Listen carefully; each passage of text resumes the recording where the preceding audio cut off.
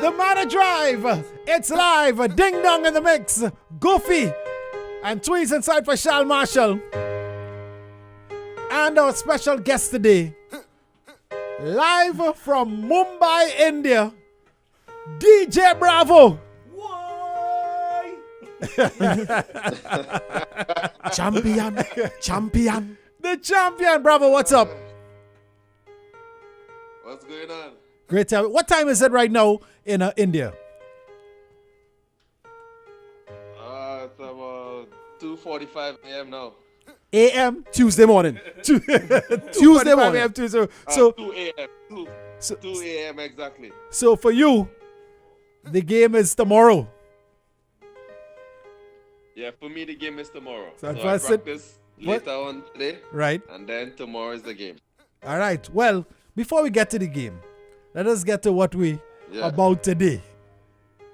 Bravo the artist. Bravo, hold on. First of all, we knew as a cricketer. Then all of a sudden we heard one song. No, before all that was a dancer. Is that It's Willie Bongs Bravo. Then one song, 2, 3, 4, and this is what, your fifth release? Yeah, this is about the fifth. With more to come. you have an EP? Fifth release. So listen, let me ask you something. How Yeah. it all started? Bravo wanted to be the artist. Bravo wanted to be the singer. How it started and how did you get in contact with someone thinking, hey, you have to do a track and you hit your first track? What was it? Matter of fact, give people the rundown of the tracks you had coming right up to champion right now.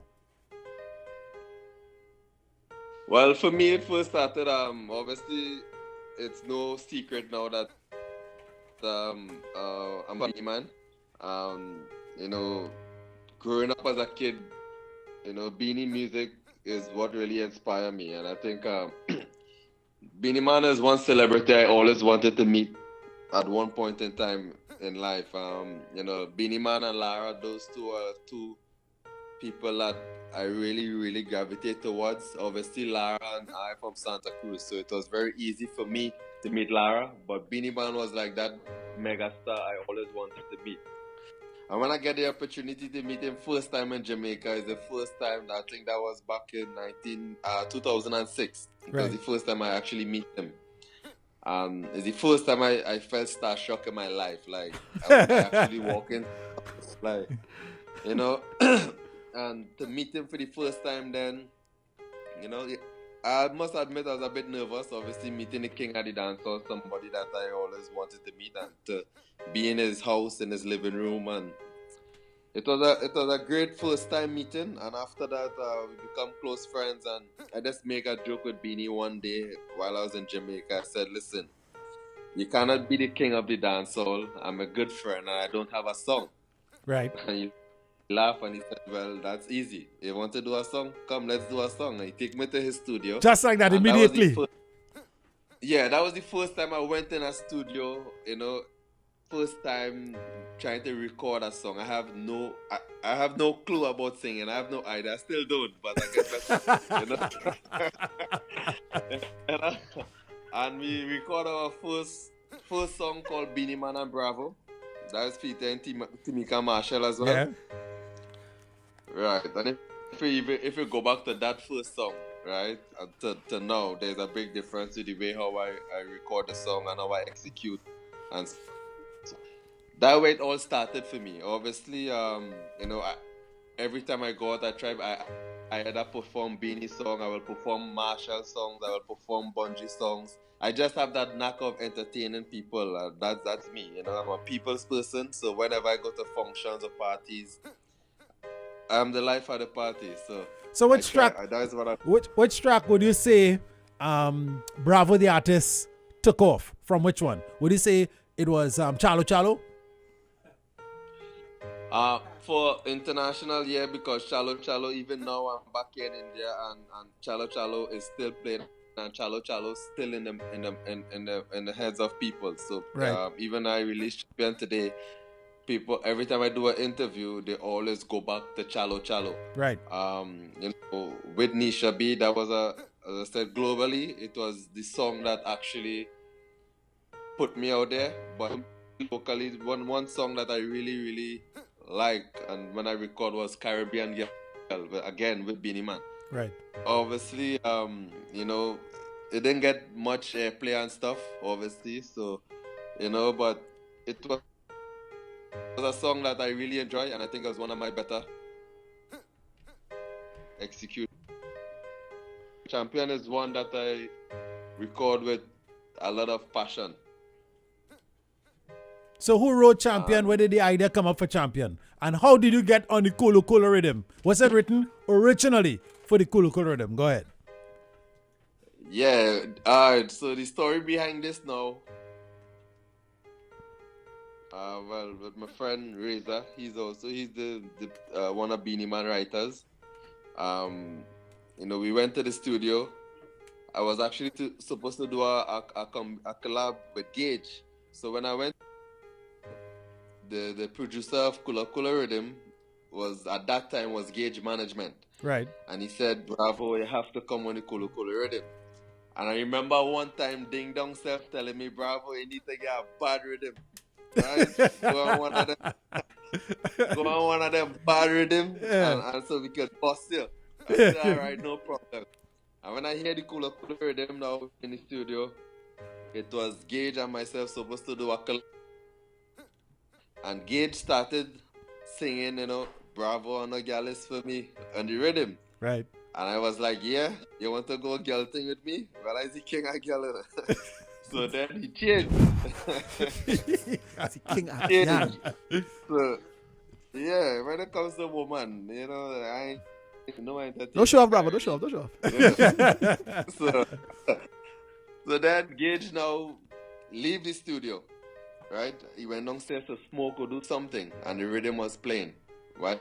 He was outside the studio, and Reza and myself, I started singing Reza. One thing that's coming to my head. They say what? I say champion. I say champion. I say Beanie a champion, Bounty a champion, Marshall is a champion, Bungie is a champion. So that was keep saying over and over. And then Reza and myself in the studio start to work on it, play around with it a bit. And by the time Gage and them come back, we had a full song. And I record the demo. Yeah. I record the demo. And who you played it for first? 22p. Well, who I played the song for first? Yeah. Your personal friends. Well, after we finished record that demo there, the first person I sent it to was Garland. All right. I sent it to Bungie, right? And Bungie, I must say, big up to him, because when he heard the song, he said it's sounding good. Obviously, there's some things need to change. And somebody who I look up to and respect a lot, I said, yeah, because when I first put on the demo in Jamaica, it was a kind of horror thing, right. Obviously, I had to shut the studio. And then when I come in Trinidad, Garland opened up the studio for me, and he said, I welcome. I'm free to come and do anything I want, stay as long as I want. He gave me his ideas of where I think I need to improve on. And yeah, Garland and Static, they are the ones who actually make Champion the song as it is today. All right, so the video is out now. Where did you film the video? Who are the girls in the video? I really don't know them girls. You see King of Girls? Wait till we there. You don't have to know them for them to be in the video. So where? What location? Well, downtown LA. When I was in Australia earlier on this year, so December, January, I come back from Australia like around the 20th of January. And on my way back home, I stop off in LA for 2 days. Obviously, my management is in LA, lived in LA. So I said to him, I want to release Champion because I love the people have for Champion in Australia. And I said, if Champion could actually move people in Australia and like kids gravitating towards a song like this, then definitely it maybe has something towards it. So I get onto my management and I said, I want to do a video for Champion and I want to release Champion. You know, they was against it, but I said I strongly believe that this is the song that I actually, might make people accept me a bit more, take me a little more serious when music is concerned. And yeah, we shoot the video in LA. It took 2 days. Content production out of LA. Let me ask you And this. Champion, yeah. Ever thought for a minute, boy, I wonder if to finish this cricketing and start being an entertainer alone? That ever run through your mind? Nah, that never crossed my mind to be honest, but it's something I want to do after cricket. Right.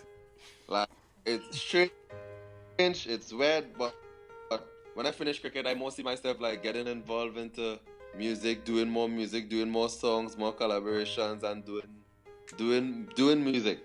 Cricket, when I finish my career, I will have a successful one, but I will give back to cricket in a different way. But music is something that I can continue to do after cricket because obviously there's no age limit for music. So, all right. So everyone, knew you were, when you first went to India as a Bravo the cricketer.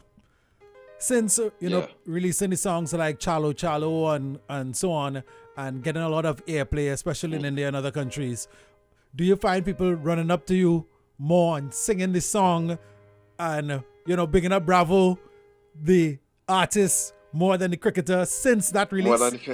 Since that release? Well, the release only happened like a few hours ago, but obviously. But for Chalo Chalo, from since Chalo Chalo. Yeah, definitely. And because of Chalo Chalo, before I did Chalo Chalo, I did a song called Yenda, right? Which is I actually sing this song in the local language of the people in Chennai, right? That's the first break that I get of doing a real Indian Bollywood feel music. And after that, there was a follow-up with Chalo Chalo. So a lot of people now, that opened so much doors for me. And even tonight, like there's some of the biggest producers was there at my event tonight, and just like as from tomorrow, please God, tomorrow afternoon I have studios, interviews and so on. Like Bravo the artist. Nothing in concrete, but just I never thought that I would have reached this way where music is concerned. I mean, like to sign deals for music. I'll sign deals for cricket. I'll sign deals for shoes, for clothes. But to sign deals for music now, that definitely make me believe that regardless of what, once you put your mind towards something, you can achieve anything. And that goes out to anybody, any young person listening now, that you can achieve anything as long as you put your mind towards it. Let me ask you this. As you mentioned cricket, would you say, spend a lot of time in India, spend a lot of time, Yeah. with on the, T20 and now your musical career. Would you say India is your home away from home? Yeah, I've been saying this a while now.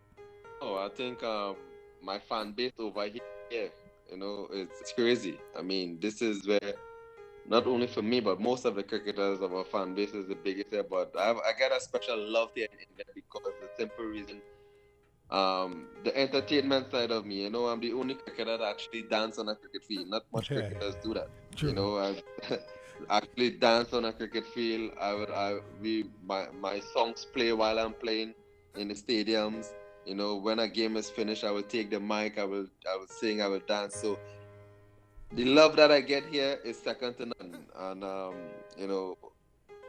India have a special place in my heart, as well as the people of Trinidad and Tobago, despite obviously there will be the negative at some point in time, but I get more love than hate. Did I put it that way?